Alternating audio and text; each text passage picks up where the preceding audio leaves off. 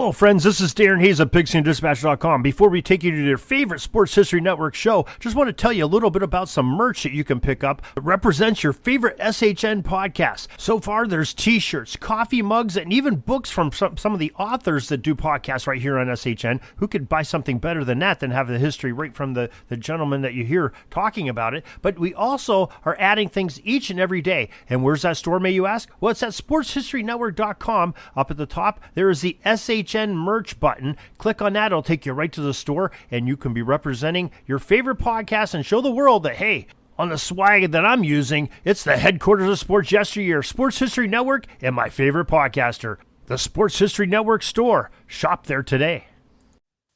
This podcast is part of the Sports History Network, your headquarters for the yesteryear of your favorite sport. You can learn more at sportshistorynetwork.com. All right. Hello, old sports, and welcome to the Hello, Old Sports podcast on the Sports History Network. It's January, and that means that by the end of the month, the Baseball Writers Association will be announcing the inductees for the 2023 Hall of Fame class inducted in Cooperstown this summer. They will join Fred McGriff, who has already been inducted by the latest iteration of the Veterans Committee, and we will talk a little bit about that committee and its votes at the end. But it's as has become an annual tradition here on the Hello Old Sports podcast. We want to just get on a little bit and talk to you about this year's writer's ballot and how we think it should go and how we think it will go. And those two things aren't necessarily the same thing. I am your co-host, Dan Newman, and I am joined, as always, by my brother, my co-host, Andrew Newman. And Andrew, how are you doing tonight? I'm doing all right, Dan. Like you said, we've done this a couple of times already, so I managed to go through my notebook and find my notes from this episode last year just to make sure I could keep consistent on some of the things I said, and that way I also didn't have to do quite as much research on some of these guys. But I will use my usual caveat that I've done the last 2 years, and I will do again, which is this is always one where you have to separate how much I like the Baseball Hall of Fame, the physical place in Cooperstown. And obviously we had an experience this year where we got to go to the induction ceremony and see some of the plaques put up and go to the press conference and all that, and sort of divorce that from how annoying this process can be sometimes. And I don't even mean just the steroids, but just sort of the highfalutin nature of a lot of the people who get to vote on these sort of things. It's a fun debate, but sometimes it, like I said, and I know I say it every year, and I will say every year, I just got to kind of separate that out from the actual building of the Hall of Fame. Yeah, you're not the biggest fan, and I don't know if anybody's a big fan of how this is done, but you're especially sort of sour on the way this is done with the writers and the media playing such a central role in it. I don't even know. I think I don't have a problem with the media playing a role in it. And I'm not one of these people who says like, oh, the players should vote, because the players don't necessarily know. I don't understand why it's still so specific to, no, it has to be writers. It can't be people who call these games. Because 100 years ago, they were the ones who obviously not 100 years ago, but they were the ones who saw all the games. And I think they should still be a part of it, but they shouldn't have this monopoly on it. But they can at least be less obnoxious about it, is my general point. Yeah. So, yes. Yeah, and you're right. They should add in broadcasters, whether it's TV or radio, because especially with sort of the changes in the media landscape over the last several years, the broadcasters are the ones who are seeing these players on a day in and day out basis in a way that a lot of writers even don't. So that's that. I also think we're in agreement that, and I don't even know how serious this is ever discussed, how seriously this is ever mentioned, but it is not something that should be left solely up to the fans. So you do need some sort of expertise somewhere in there. This should not be a fan vote. Oh, the fan shouldn't have any role in it. I don't think the fan shouldn't have any role in it. I think you need experts, for lack of a better word, but the problem is they all are very aware that they're considered experts. I wouldn't mind a rock and roll Hall of Fame type thing where the fans got to vote and then the entire fan vote is counted as one vote. So if, like, I don't know how many, a couple hundred people vote for the Rock and Roll Hall of Fame, one of those votes is the aggregate of all of the fan votes. And I don't know, maybe if you have to hit a percentage threshold to get that vote, that specific part of it, I don't know how it works. But if you want to give the fans a very, very minor piece of it, just to say you did it, give the fans a way to sort of officially make their voice known, I wouldn't have a big problem with that. But yes, fan vote for most things does not tend to turn out very well. But so I actually kind of like the current system, in that somebody, journalists or that world tends to vote, and then they get their first pass at it, and then it's the Veterans Committee who kind of comes in afterwards and does any cleanup that needs to take place. I don't know that necessarily the current makeup and the current exact system of doing it is the ideal system, but I think sort of this two-tiered system, the way they have it set up, generally speaking, philosophically, is probably the right way to go about it. Yeah, I think you're right. I don't think the whole system should be overhauled. I just, there's just a certain parts of it every year just get very, I don't know. Some of these people, they're very, very pleased with themselves and the work they do. Yes, agreed. So why don't we go ahead and I will read the names of the ballot as I do every year. I will read first the names of those who have previously been on the ballot but have not received the 75% needed to be elected, nor have they gone below the 5% threshold that would have them removed from the ballot. There are 14 such former major leaguers, and those are Scott Rolen, Todd Helton, Billy Wagner, Andrew Jones, Gary Sheffield, Alex Rodriguez, Jeff Kent, Manny Ramirez, Omar Vizquel, Andy Pettit, Jimmy Rollins, Bobby Abreu, Mark Burley, and Torrey Hunter. And then there are an additional 14 players who are on the ballot for the first time this year, and those are Carlos Beltran, John Lackey, Jared Weaver, Jacoby Ellsbury, Matt Cain, Johnny Peralta, Jason Worth, J.J. Hardy, Mike Napoli, Bronson Arroyo, R.A. Dickey, Francisco Rodriguez, Andre Ethier, and Locke. Houston Street. Yeah, it's some of these guys who get in at the very bottom. I think basically if you play 10 years, you're almost guaranteed a spot on the ballot, at least the first time. I'm sure there's some additional thresholds that have to be made, but it's always comical, first of all, to see who some of these guys are, and second of all, to see the fact that most of them will get at least a vote or two, and you don't never know whether that's a courtesy or whether somebody truly does think that Andre Ethier is a Hall of Famer. I know there was a story one time where a guy voted for a guy. I think the story was like a guy was really nice to a writer's kids in the locker room or something. And he said, well, if I ever get a chance to vote for you for the Hall of Fame, I will. And then sure enough, 14 years later or whatever it was, that opportunity arose. So it is always interesting to see who gets a vote or two from the writer's ballot. The ballot is very different this year. Last year, the big point of conversation was David Ortiz. Would he get in based on his, whether it was his steroid past or the fact that he had primarily been a DH? He did get in. He got voted in, not overwhelmingly, but with a solid vote total. And then sort of the big three of Barry Bonds, Roger Clemens, and Curt Schilling, whether any of those would get in, all came relatively close, did not get in. All three of those are now off the ballot. They were considered by the Veterans Committee, which we'll talk about a little at the end here. So it is a very different ballot this year because the four guys who were the top vote getters and the main points of conversation last year are gone. Yeah, because a lot of them were in their last year of eligibility, and obviously Ortiz did get in. So it's a ballot where, thankfully, when you talk about the existing guys, really with the exception of A-Rod, and nothing's going to change there, most of these guys, we can debate their baseball careers. You know what I mean? Was this guy good enough to get in? And we don't have to go, well, he was on this list, but he never actually tested positive.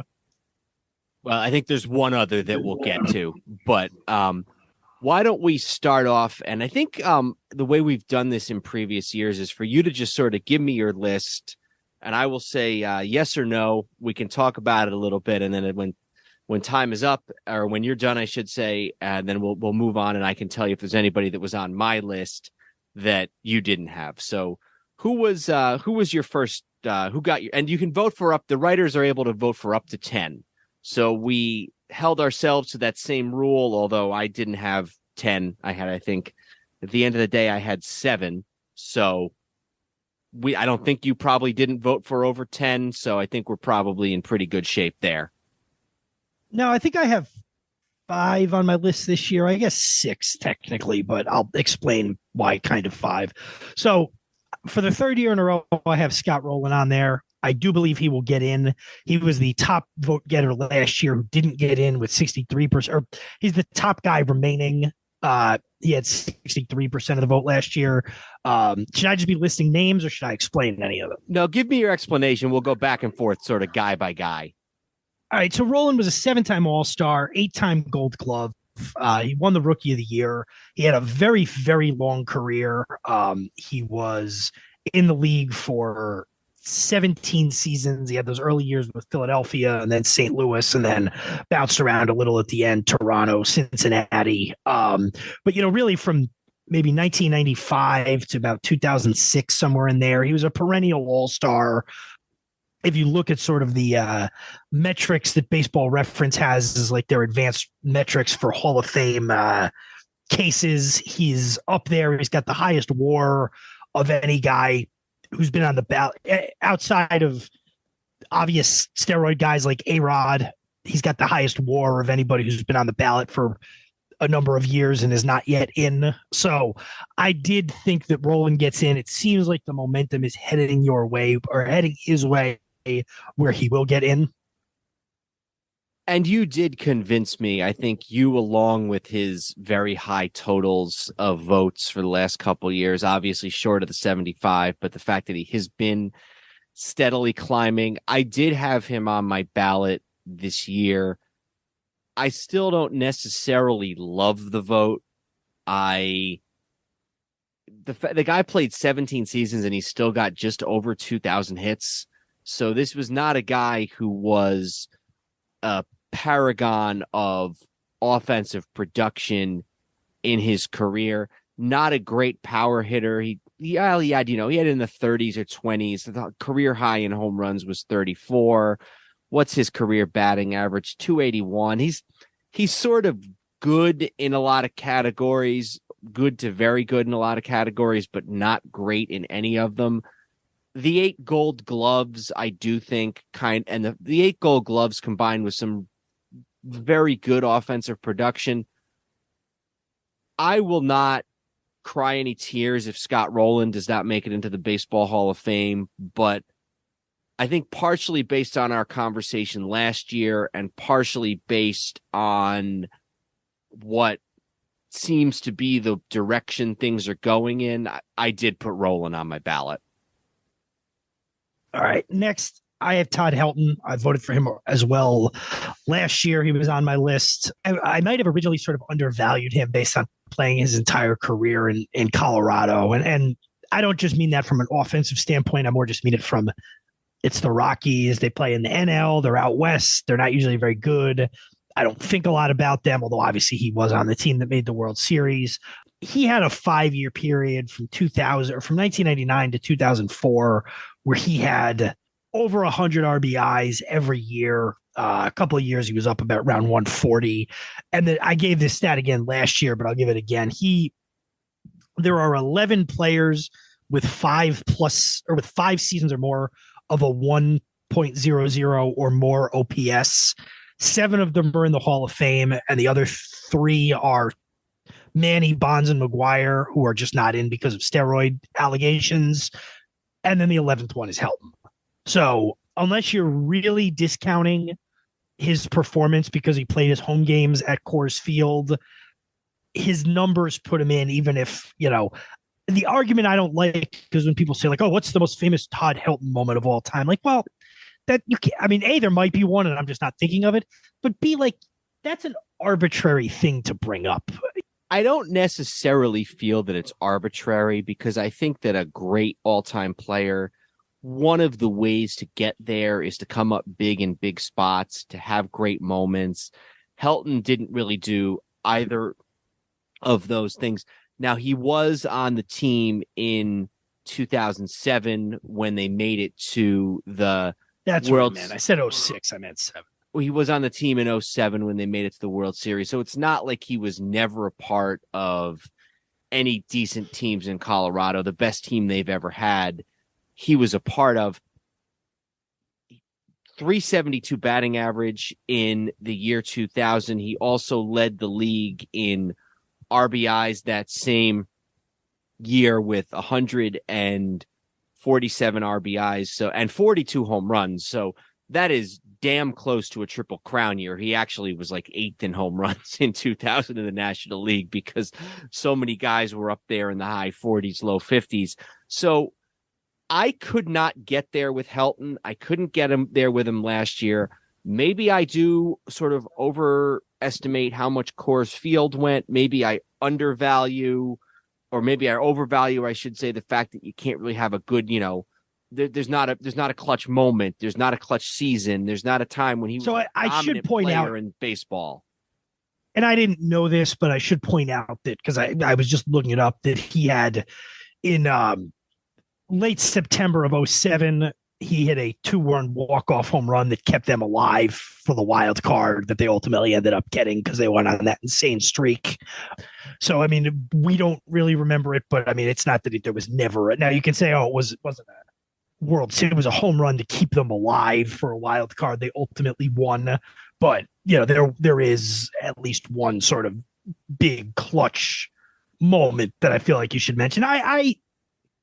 And this is why I'm not good at this, because I'm like, it's hard for me to like quantify, things like this. I can just kind of look and go, well, a lot of people seem to have voted for him. I look at the numbers. It certainly seems like he was, guys with his numbers usually get it in. So, but you're right. I don't particularly feel that he will be historically wronged if he's not in the Hall of Fame. And I think that's the case for a lot of these guys. And, but again, some of the writers probably don't know any more about how to vote on this type of thing than you or I do. So that's kind of part of the fun of it, I feel like, is to, you and I bring different perspectives between the two of us, and also probably represent some of the differing perspectives that come at it from the, from the writers and the people actually doing the voting. So, all right, I'm with you on Rolen. I'm not with you on Helton. Who did you have next? So the next one, and he's not third in terms of priority. It's just third in terms of, there's really no reason to discuss this. I have A-Rod in. Obviously, I would put A-Rod in. I think it's, we've covered the steroid stuff ad nauseum over the years. I think he belongs in the Hall of Fame. I think plenty of other guys who did steroids belong in the Hall of Fame too, but he's still on the regular ballot. So if I was voting, I would be voting for him. I said last year I would have voted for Bonds and Clemens, and this year I'm saying I would have voted for A-Rod. 3-time MVP. All three of his two of his MVPs were with the Yankees. 2003, his last year in Texas, he was MVP. 696 career home runs. Adjusted mid-career to playing an entirely different position. He moved from shortstop to third base when he was traded to the Yankees, because obviously Derek Jeter was already entrenched as the Yankee third baseman, as the Yankee shortstop. Led the league in homers 5 times, led the majors in homers 3 times. Had some really, really good years during those sort of purgatory years that he was in Texas, and then very much continued that trend in New York. Didn't have a great first year with the Yankees. He was a little bit subpar, but then 2005, his second year with the team, he bounced right back. 48 home runs, led the league, 130 RBIs, and a 321 batting average. Won a batting title at 20 years of age with Seattle in 1996, which was not technically his rookie year, but it was his first full year with the team. That was the year that Jeter was a rookie and Jeter won MVP, and everybody said that, you know, the only reason that Jeter won MVP was because A-Rod had played just a few too many games in 95 to qualify as the rookie of the year. The other thing that I think is worth noting that is, even though he was really bad in the postseason for the Yankees or did not come up clutch in his first couple of years, you know, 04, 05, 06, in 2009, excellent in that 2009 postseason, they probably don't win that world championship if it's not for him. Yeah, he cooled off in the World Series, but he was really, really good for them in the divisional round. I think he won, like, I'm going to see if I can pull this up, but I think he won 2 of those games pretty much on like walk-offs or big hits. And then he was really good in the American League Series too, the American League Championship Series. So yeah, 09, he was, let's see, he hit 455 in the divisional round. He hit 429 in the American League Championship Series. He had 2 home runs and 6 RBIs in the ALDS. He had 3 home runs and 6 RBIs in the ALCS. The World Series, he hit 250. It wasn't like he was horrible, but man, the one thing you do is you look, you think that, and this is not, I mean, truthfully, the case for him as a Hall of Famer is the guy's got 700 something home runs. He's a Hall of Famer, but you would think that maybe he would have got the monkey off his back after 09. Like, oh, he had this great postseason. They won a ring. But then was he bad again? So 2010 in the DS, he hit 273. And then his last 4 playoff series, 2010 CS 190, 11 DS 111, 12 DS 125, 12 CS 111, and then 0 in the 15 wild card game.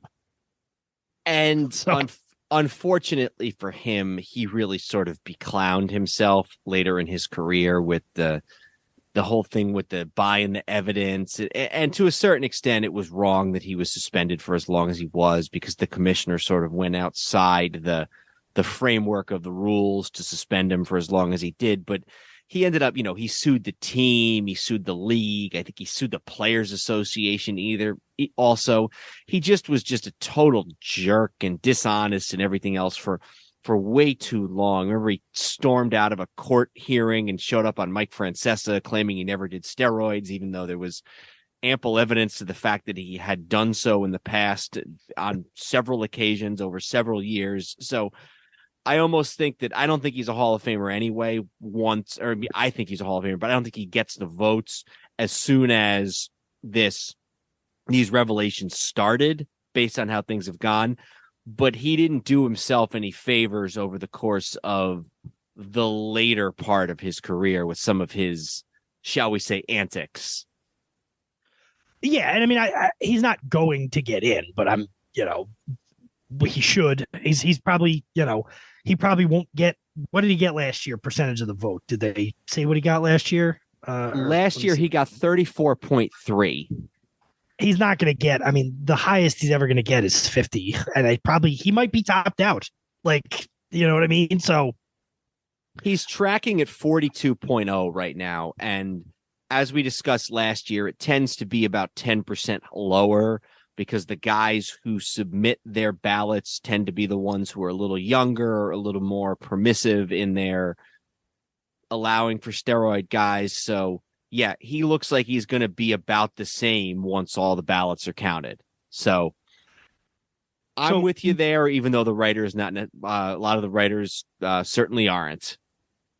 So while we're on that, I'll just mention 2 guys in Sheffield and Manny Ramirez, who, all things even, I would probably vote for, but I can't put either of those guys in if Barry Bonds and Roger Clemens aren't in yet. Yeah, I didn't vote for Sheffield. I don't think I voted for him last year either. I don't know what Sheffield's career home run numbers are. To me, Manny, because in addition to all the power, he was such a batting average guy, I find it hard to keep him away. So they're very similar in home runs. Sheffield 509, Manny 555. Manny is 20 points higher in batting average, 312 versus 292. I do find sort of big moments and contributions to winning teams important. And so the fact that Manny was a key player on those two Red Sox championship teams in 07 and 04, I do sort of have that count for something. Neither guy ever won an MVP. Sheffield did win a title very early in his career in 97 with that Marlin team that was sort of a hodgepodge one-year wonder. Maybe it's a little bit inconsistent for me to have Manny on my ballot and not Sheffield, but I did vote for Manny. I didn't vote for Sheffield. In a lot of ways, Manny almost kind of made more of a clown of himself with some of the steroid antics. And then didn't he sign with the Devil Rays in like 2010 and play 5 games and then retire? But then, or 2011. But then I thought there was also a rumor that was it just a rumor that he retired because of a failed drug test, or was that actually proven? I mean, I don't think the only way it would be anything more than a rumor would be if he came out and said, yes, that's why I retired. Well, no, if they announced he had a positive test and then he just immediately retired instead of serving the suspension. I'll look that up real quick. So in September 2011, reports surfaced that Ramirez was planning on playing in the Dominican Winter League for the Ciabo Eagles. The team said that Ramirez hoped to motivate other MLB stars. MLB Commissioner's Office issued a statement that since the Dominican League was affiliated with MLB, he was not eligible to play without serving his mandated suspension.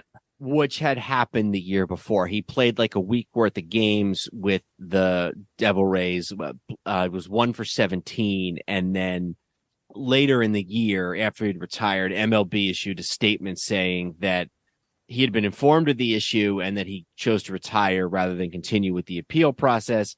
And he was facing a 100-game suspension. So if Manny Ramirez ever decides he wants to come back and play Major League Baseball, if he ever does a mini Mignoso, he will have to serve a 100-game suspension. So owners looking to have some sort of a gimmick, keep that in mind. So yeah, he was playing Major League Baseball as recently as 2017 in China. They don't honor our suspensions, I guess. I don't think so.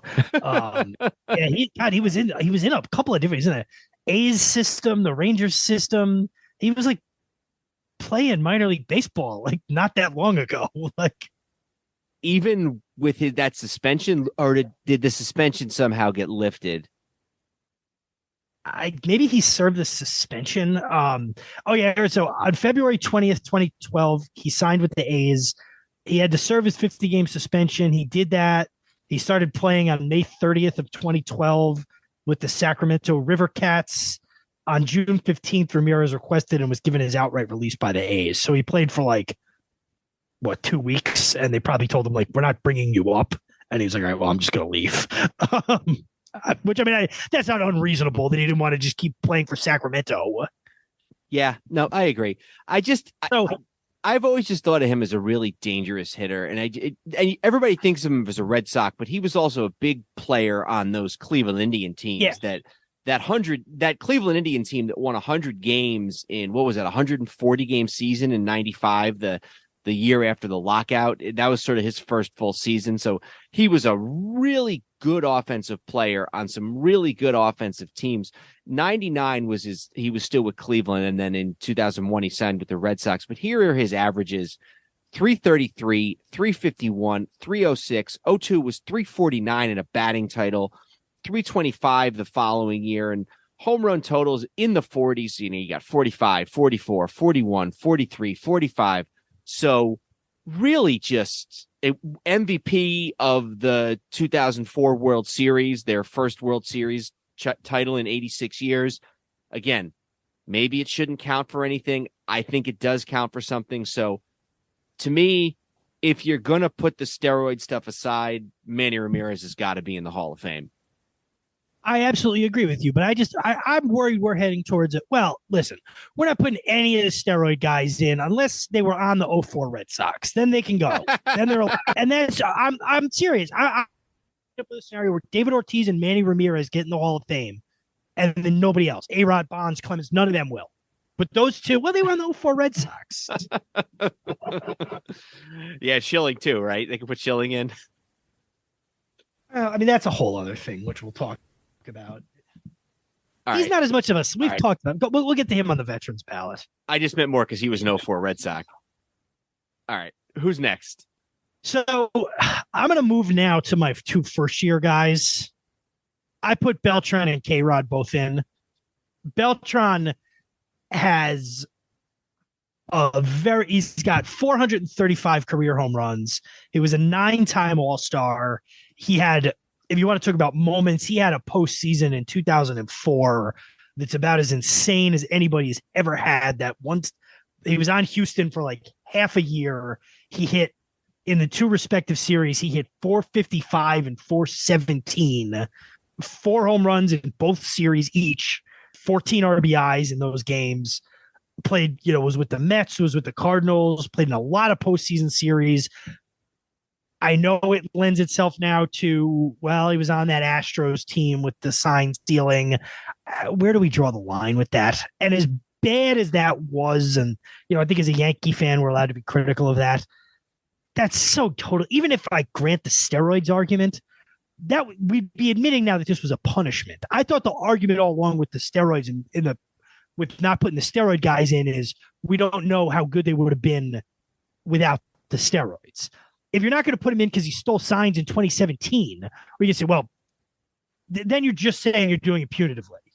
Yeah, and I do think there's a morality thing to it. Some people take it as, well, they just wouldn't have been as good, and who knows. Other people take it as more of it. With the steroid guys I'm talking about it, well, they cheated baseball. It seems like every year we do this, we talk about this steroid stuff, and in some ways it's unavoidable. One of the issues with steroids is that it is not right or fair that players have to make that decision to do them if they want to make the major leagues, get a higher contract once they're in the major leagues, break records, do whatever, because steroids can be very, very dangerous. Ken Caminiti probably lost his life due in large part to steroids. You hear stories about high school baseball students who commit suicide because the effects of the steroids they're taking are too much for their bodies to take. It's not just sort of, well, they cheated and they added 10 feet. It's what they had to do. And so I understand, even though now I think we're sort of should be past that point, we should let these guys in the Hall of Fame and just be done with it. I understand sort of the moral argument.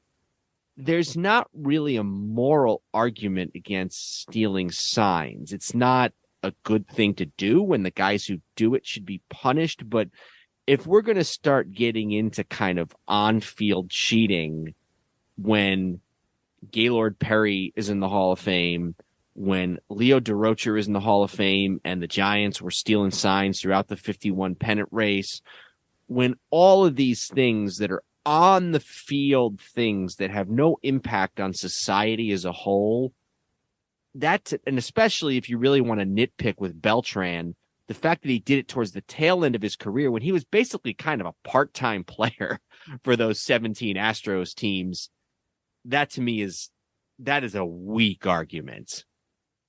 Yeah, no, and I truthfully, I haven't seen anybody make that argument. I've seen it. There have been people that have said I can't go there with Beltran. There have been. There absolutely. See, and that's the kind of thing where people are that I get annoyed about. It's like, and look, I'm not hand waving that scandal. I think they screwed. I think the Yankees would have won the pennant that year if that hadn't been going on. They lost all 4 games. I'm not somebody who's like, oh, who cares? That's like, they deserve to get punished for that. Guys don't deserve to not make the Hall of Fame because they did that as a pure, at the end of a 20-year career. So Beltran, I think, if you look at the stretch he had for about a 10-year period from maybe 99 to 08, right as he started in the league, he was the rookie of the year in 99. And then he put up some great years with, those bad Royal teams before he made the jump to Houston for that half a year. And then, his best years were probably with the Mets. You look at his years with the Mets, and 05, I guess he was hurt a little bit. I don't know, he played most of the year. He just didn't have a great year, but, he didn't have a great year from a power standpoint. But he had a 5-year run with the Mets where his home runs were 41, 33, 27, or 3 years, I guess. 116 RBIs, 112 RBIs, 112 RBIs. His last 4 years in Kansas City, 24, 29, 26, 38, all in the just over 100 in RBIs. He was a career 279 hitter as well. So, at a time when guys who are power hitters are lucky to hit 240, he had a damn near 280 batting average. So I think he was good enough, long enough that he's pretty clearly a Hall of Famer, in my opinion. I agree. I did put him on there. I think that there is maybe to a certain degree a little bit of an on-field argument in the fact that he didn't win a championship till his very last year. So all those Met teams that he was the leader of were underachievers, never really led the league in anything. The only thing that he led the league in was games played one time with 162, which I'd imagine he's not the only one. You're right. He had that amazing postseason in 2004 for the Astros when he was a mid-season acquisition. Career batting average well under 300. It was in the 270s. So maybe that's not well under 300, but he's not a 300 hitter. So he's not a slam dunk. But if you're keeping him out because of sign stealing, like I said, when it wasn't even the prime of his career, I just don't see how you can do that. I'm in agreement with you. I did have Beltran.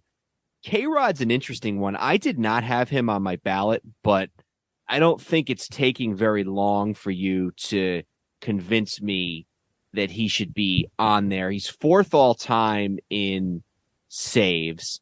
He had some dominant years very early on, including he won a World Series with the Anaheim Angels in 2002. He didn't pitch much in the regular season, but I feel like I remember him. What did he do in that postseason? Because I feel like he did pitch a decent amount in that postseason. Yeah, I don't even know if he was the closer that year. I think that was like his first year that he came up. That was kind of his Mariano Rivera year. In 2002, he only pitched in 5 games. No, I mean in the postseason. I'm saying he was like, yeah. But by the postseason, he's basically appearing in. He pitches in 3 games with a 2-0. Okay, this guy wins 5 games in the 2002 postseason as a relief pitcher, as a rookie. He wins as many games in that 2002 postseason as he had pitched in his whole major league career going into that postseason. So yeah, no saves, but 5 wins. 5 wins. That's really impressive. What's his ERA? His ERA for that postseason is, let me see if I can get that here real quick. I'm having a hard time getting it just for that 2002 postseason. But yeah, so really a really good 2002 postseason where they're basically going to the guy basically every game. So he's fourth all time in saves. Maybe didn't have quite the longevity that some of the other great closers did. Obviously Rivera, Gossage, those types of guys. But yeah, I had not thought of him, but it really doesn't take much for you to convince me now. I don't think he will get in. He's currently polling at 9.3, but he'd get my vote. He's fourth in saves all time. The 3 guys above him are all in the Hall of Fame: Hoffman, Moe, Lee Smith. He's got the single season record for saves by a lot. He's got 67 saves. The next closest guys have 50, or he had 62 in a year. The next closest guys have 57, which to me is a big jump that nobody's ever come that close in the past. He's a 6-time All-Star. He won the reliever of the year in 2006 and 2008. The knock on him outside of that 2002 season, he was bad in the postseason as the closer. I looked it up, by the way. Troy Percival was the closer for. That's right. For the Angels that year. Famously, only had 1 pitch available in Triple Play 98 for PlayStation, but it was like 103 mile an hour fastball. So, I remember that. I just think, okay, now that the dam is broken on closers, and by the way, I had Billy Wagner on my list last year. I slid him off this year in favor of K-Rod, just so to put one. I figured, all right, we're definitely not putting 2 closers in at the same time. So I'll give Billy Wagner still got 2 more years of eligibility. So I went with K-Rod. But I just think if we're going to put closers in, we got to put one of the best closers of all time in, even if it's it's not, even if the longevity is not there necessarily. Yeah, and I got to call out a little bit of hypocrisy there. First of all, I remembered you taking Wagner last year, and I gave him a really hard look. I couldn't quite get there, but I kind of understand his case more now that you raised it last year. I got to call out a little bit of hypocrisy here. When Mariano Rivera made it, wasn't he the first guy ever unanimously elected? Or was that Jeter the following year? No, Rivera did it. You're right. Rivera did it. Everybody made it seem like he was this slam dunk. He's going to be the first. He revolutionized the position. Mariano Rivera, he's one of the greatest baseball players of all time.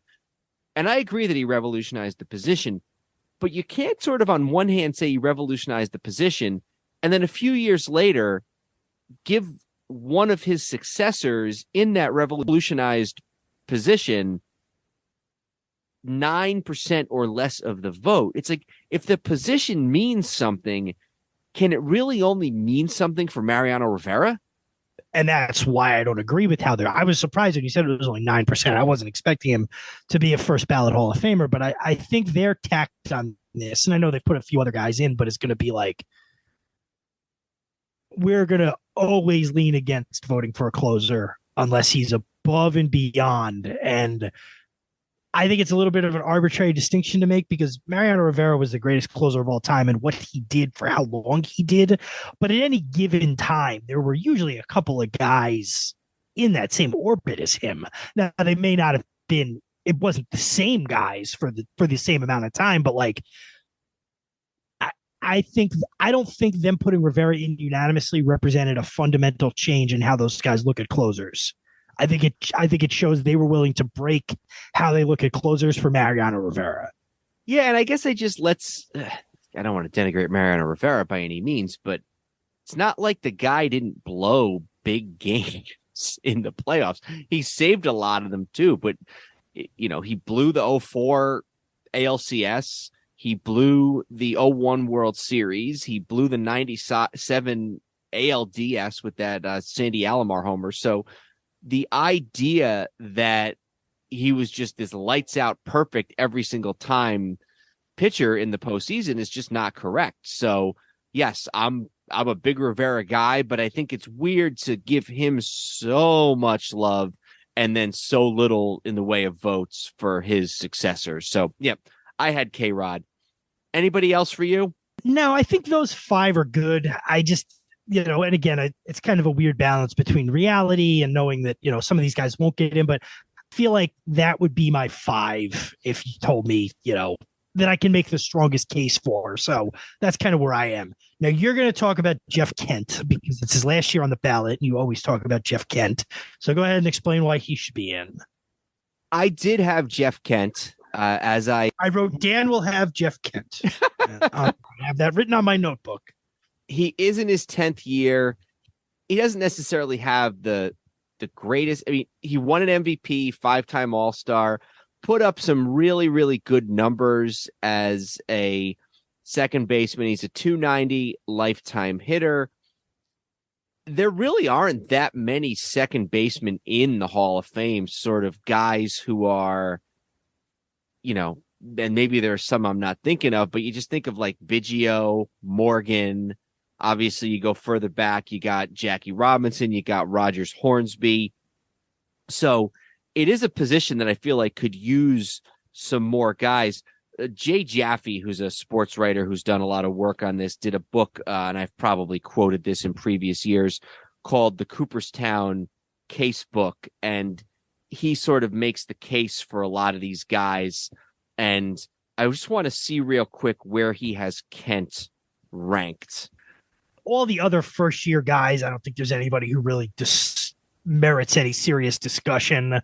Baseball Reference has one of those, and I don't know exactly what this means, but they have like a thing called HOFM, which I guess is sort of like a cumulative number for like Hall of Fame qualifications or whatever. The top guy other than Beltran and K-Rod, who's a first year Hall of Fame ballot guy, is Houston Street at 57, which places him right down with Torrey Hunter and Mark Burley. So I don't think any of these other guys seriously deserve any kind of consideration on their first year.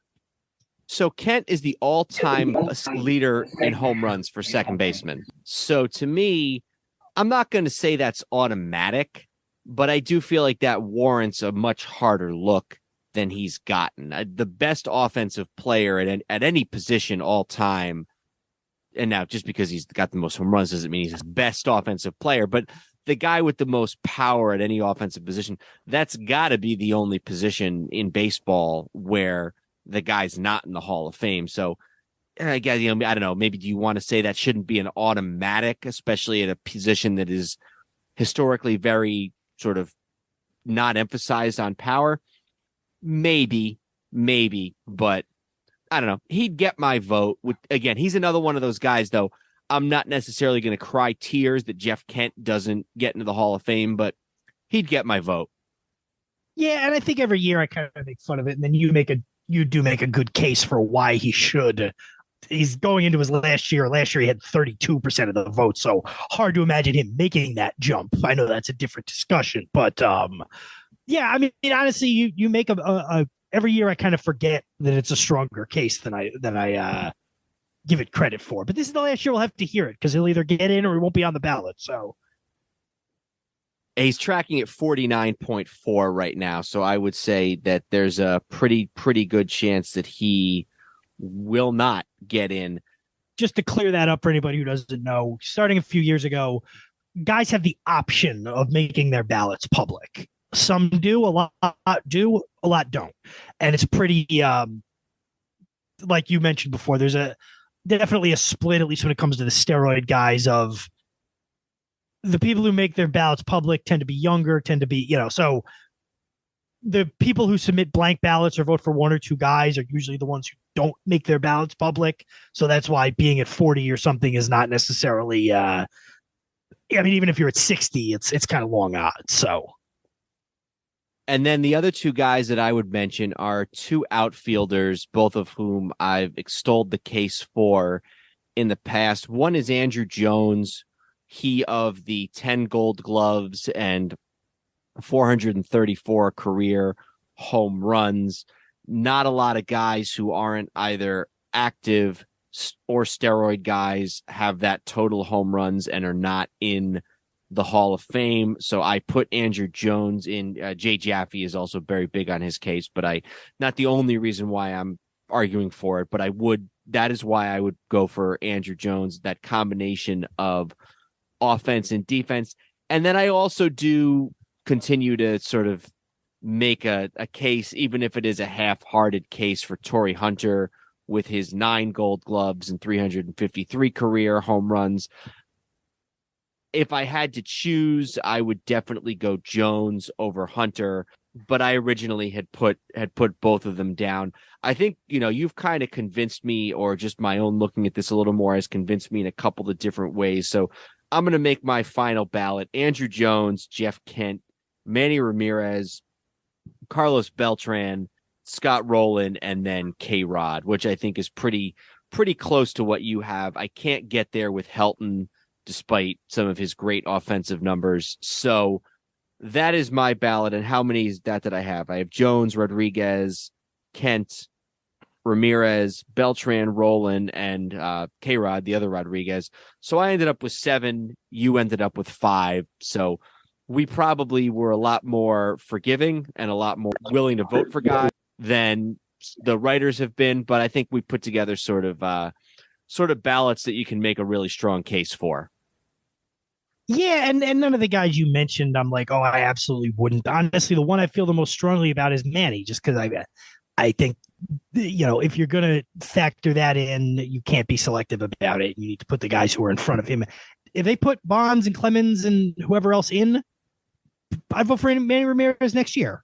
I know that's too late for that already, but I got to establish some kind of pecking order to these things beyond just, well, you know what I mean? So, but I agree that he should be in.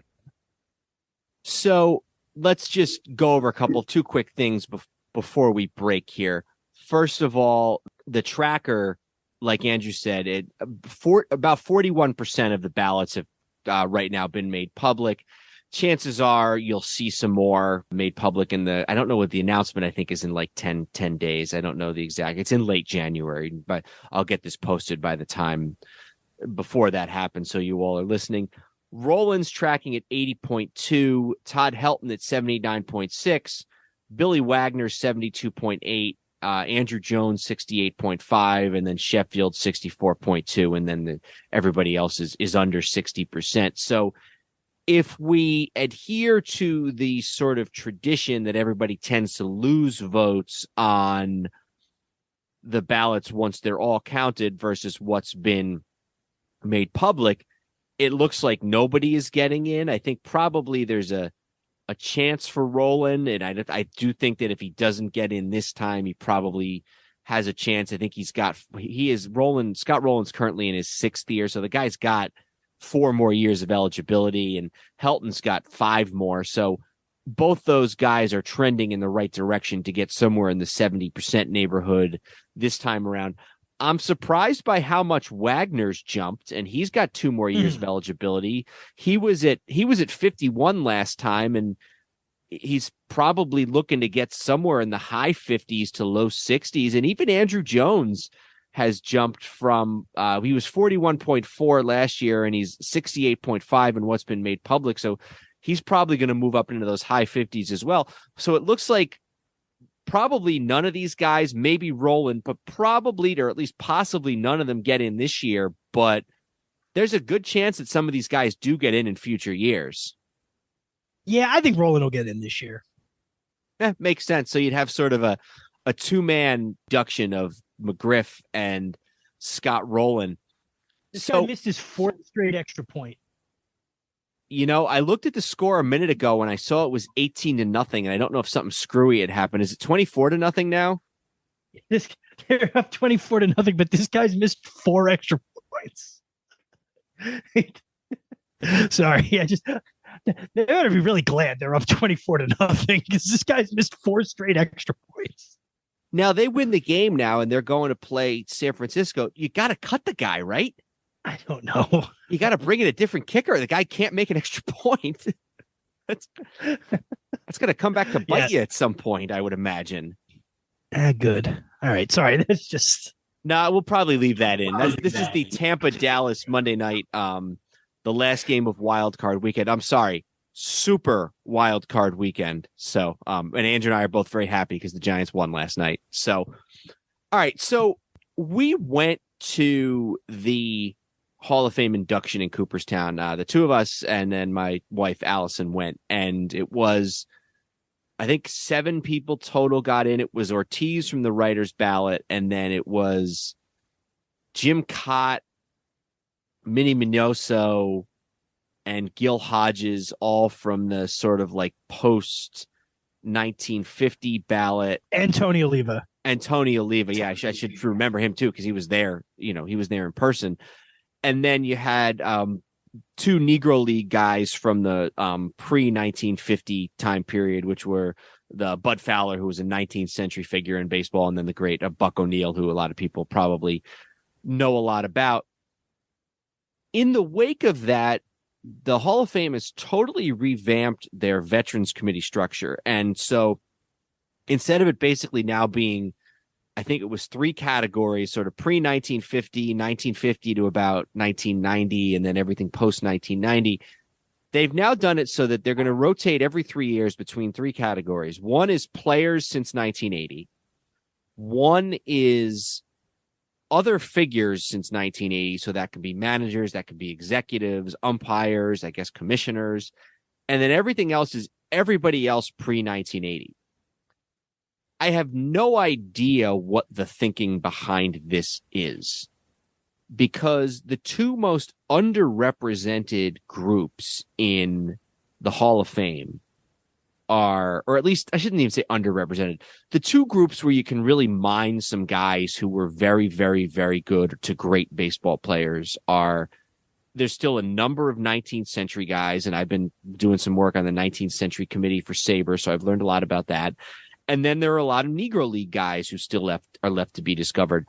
So under this new system, these guys will get voted on more. They'll get voted on once every 3 years. but they're now competing with everybody from basically 125 years of baseball history. And then they've done the post 1980 ballot, which is not that big a deal. That's basically the same for those guys. But then an entire ballot every 3 years made up just of managers and umpires and general managers from post 1980. I feel like that's going to be some really slim pickings for that every third year. So, yeah, and they're going to end up putting guys in just because they have that. yeah, and the other thing is too is that by some point in the 2020s they're going to revamp the whole thing for a sixth time or whatever it is. But it's just really strange, and I know part of it is probably that they want to get Negro League guys voted on more often, and I understand that, but they're doing it in a way that, in addition to sort of being illogical, I don't know if this necessarily is going to meet that goal. So the first of these committees met this year, and it was made up sort of a number of either existing Hall of Famers or historians. Here are the Hall of Famers that were on this committee: Greg Maddux, Jack Morris, Ryan Sandberg, Lee Smith, Frank Thomas, and Alan Trammell. Those were the guys who were on the committee. And then you also had some executives, including Theo Epstein, and most of these other names are not necessarily household names. And then a couple of historians. Artie Moreno, the owner of the Angels. Okay, yeah, there's one. And Kim Ng, she's the first first female general manager in baseball history. She's with the Marlins, right? And Ken Williams is the White Sox GM for a really long time. I think he might still, or no, I'm an idiot. I was going to say, I think he might still be. He hasn't been for 10 years, but he was for 10 years. So here was the ballot. It was Rafael Palmeiro, Roger Clemens, Barry Bonds, Albert Bell, Dale Murphy, Curt Schilling, Don Mattingly, and Fred McGriff. And there were 16 members of the committee. Everybody could vote for at least up to four people, and you needed 12 votes to get in.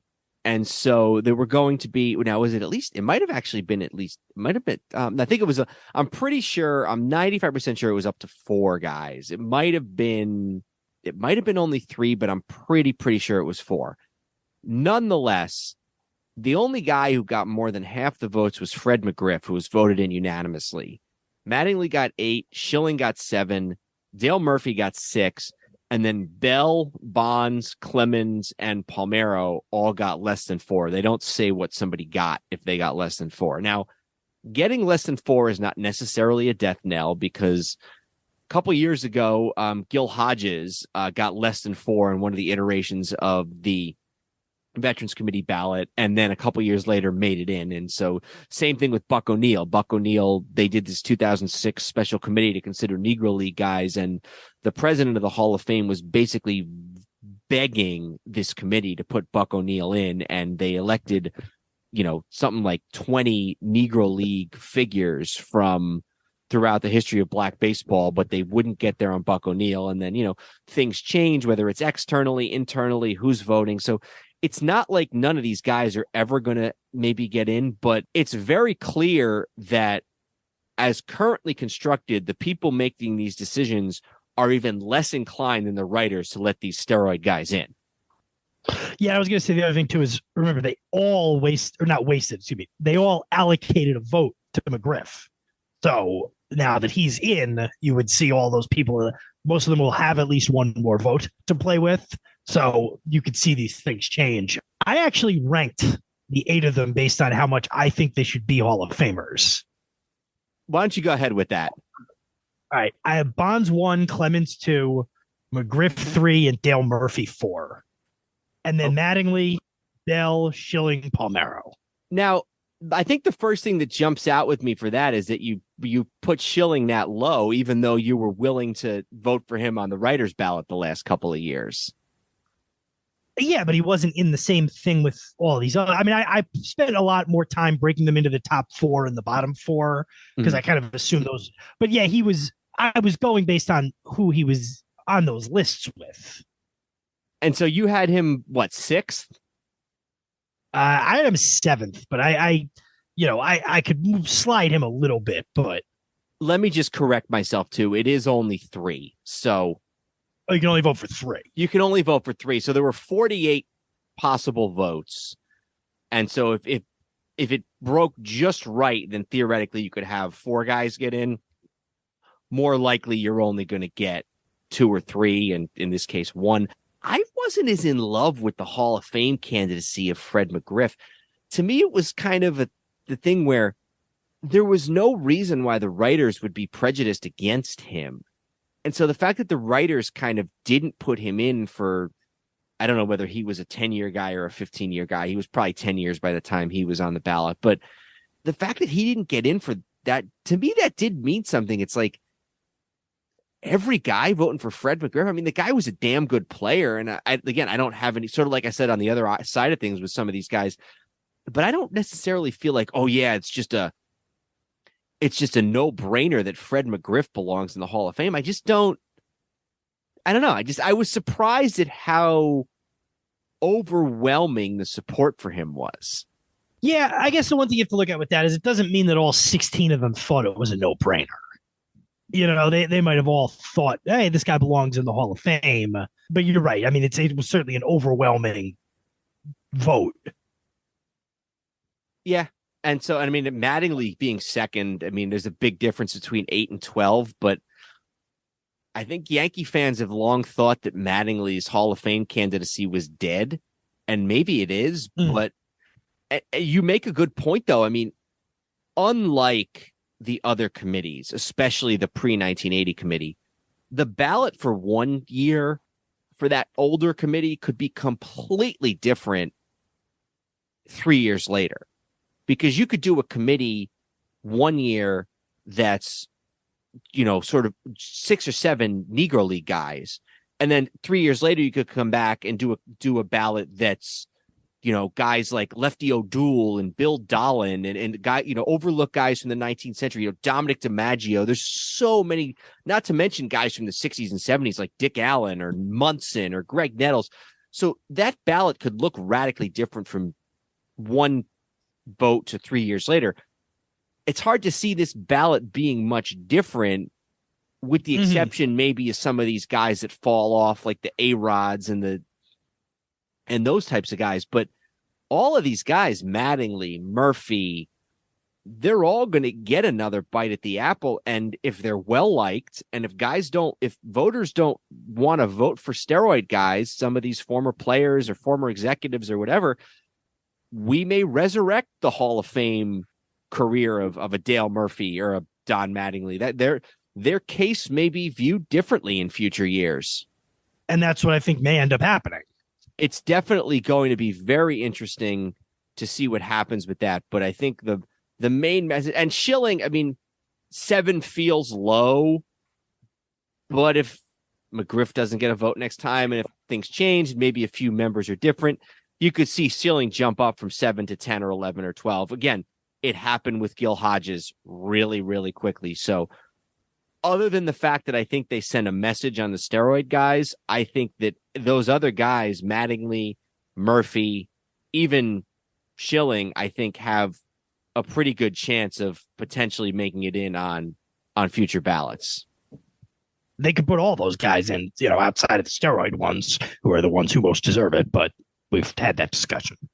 Yeah, it was funny because you kind of had, I mean, I guess there were never any rumors about Albert Bell with steroids, but he kind of gets looped into that whole thing. It was sort of like half guys who everybody loves with McGriff, Murphy, and Mattingly, all the M's, and then sort of half or a slight majority of guys who people have issues with. Schilling, which is a complete off the field thing, Bell, which is its own special case, and then Palmeiro, Bonds, and Clemens. Give me your order one more time, because I just want to think about that one more time. Bonds, Clemens, McGriff, Murphy, Mattingly, Bell, Schilling, Palmeiro. I can basically, you could quibble, but that's not a bad list. I would absolutely have Palmeiro 8th. There's no question about that. So, well, I mean, when you factor everything else in, and so It'll be a lighter class in Cooperstown this year. It'll be a different atmosphere. It's the second time since the 2020. 2020, they did no induction because of COVID. That actually ended up working out perfectly for them because in 2021, nobody got elected. So they would have had a dark year, which they had another one of those like 15 years ago, I think. But they were able to sort of slide the 2020 class up to 2021. And then they did that during the day. That was Jeter and Larry Walker and a couple other guys. And then regular induction last weekend, regular induction this coming year. And so they're kind of back in the swing of things. And it'll be different because you won't necessarily have the guys who were as beloved or had kind of the cultural importance, whether it's historical or a guy like a Tony Oliva, who was very important to the Latin American community. You won't have a guy like a Jim Cott who'd been waiting to get in forever and finally got in, and you won't have a Hodges with the family and everything. So there's a lot of things you won't have at this year's ceremony. You won't have a David Ortiz, who was sort of a generational player for a franchise, but McGriff's in. He's a good guy. You can be happy for him, and hopefully one or two of these other guys manages to eke their way in as well. So I think that covers it. This is our third year. It's kind of how we kick off the year. We always end the year with in memoriam every year, and we kick it off with this. So, and definitely if you can at some point in your life, or many points in your life, make it to an induction, because we had a blast last year going to it. Yeah, no, it was definitely a fun day. It was a long day. It was hot, but it was definitely worth it to experience at least once. And I hope I get a chance to go back. We absolutely will. If Arnie keeps the press passes coming, we'll get there in future years. No question about it. All right.